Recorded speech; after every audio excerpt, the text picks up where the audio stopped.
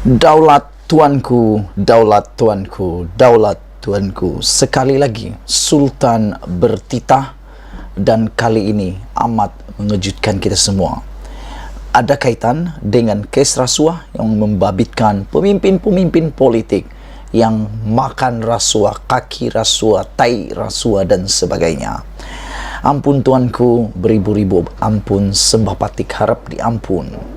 Baginda Sultan Nazrin bertitah, jangan menidakkan gajah rasuah di depan mata. Siapakah gajah rasuah yang dimaksudkan dalam titah Sultan Nazrin ini? Sekarang ini, bila cakap rasuah saja, pasti akan terbayang siapa di kepala otak kamu. Pasti kamu terpikir seseorang, pasti kamu terpikir seseorang, pasti kamu terpikir dengan partai politik. Rasuah seringkali dikaitkan dengan ketidakamanan negara, kerusakan negara. Bahkan rasuah antara punca rakyat tak dapat perkhidmatan sepenuhnya dan sepatutnya, kata atau titah Sultan Nazrin. Rakyat Malaysia tidak boleh memandang ringan, berhela serta menindakkan kewujudan gajah rasuah di hadapan titah Sultan Perak Sultan Nazrin. Baginda bertitah, bilangan aduan serta rungutan yang dilaporkan kepada penguat kuasa hendaklah dijadikan cermin dan dianggap petunjuk kepada situasi rasuah. Baginda turut memetik kedudukan negara dalam penilaian persepsi rasuah oleh Transparency International di tempat ke-57 dengan mencatat skor 52 pada tahun 2020 dan kedudukan ke-62 dengan skor 48 pada 2021. Kini, Malaysia dikelompokkan dalam kumpulan 2/3 negara yang mencapai skor di bawah 50. Oleh yang demikian, kita tidak boleh memandang ringan, bersifat leka, memilih melakukan penafian, memikirkan segala justifikasi, bersilat dengan segala hela, mahu menindakkan kewujudan gajah rasuah di hadapan mata titah Baginda. Baginda bertitah demikian ketika melancarkan buku korupsi dan kemunafikan dalam politik Melayu oleh Sarjana M. Kamal Hassan di Shah Alam hari ini. Sementara itu, Baginda juga berkata, penilaian keadaan rasuah wajib dilakukan secara jujur dan berfakta. Supaya menjadi bukti kita sangat serius mahu memerangi dan menghapuskan rasuah.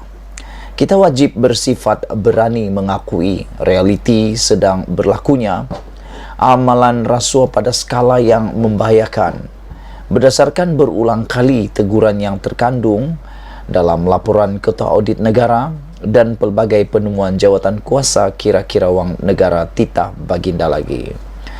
Sultan Nazrin bertitah, rasuah dikenal pasti sebagai salah satu sebab utama yang membantutkan pertumbuhan ekonomi, menghilangkan minat pelaburan asing, meningkatkan kos pentadbiran dan urus niaga, menidakkan rakyat daripada mendapatkan perkhidmatan, serta mendorong berlakunya ketidakstabilan politik. Kekayaan negara disalahguna, hasil masul lesap. Akibatnya, kemunduran terus melanda, kemiskinan terus merebak. Apabila tidak ada kesungguhan untuk membenteras rasuah, pelakuan rasuah akan tumbuh melebar, subur membesar, lalu diterima sebagai norma dan akhirnya meresap menjadi budaya. Akhirnya memusnahkan sebuah negara bangsa titah Baginda lagi. Justru menurut Sultan Nazrin, para aktivis yang terlibat dalam gerakan memerangi rasuah hendaklah memiliki semangat kental seperti para pemuda Ashabul Kahfi yang berdepan pemerintah yang kejam dan zalim titah Baginda lagi.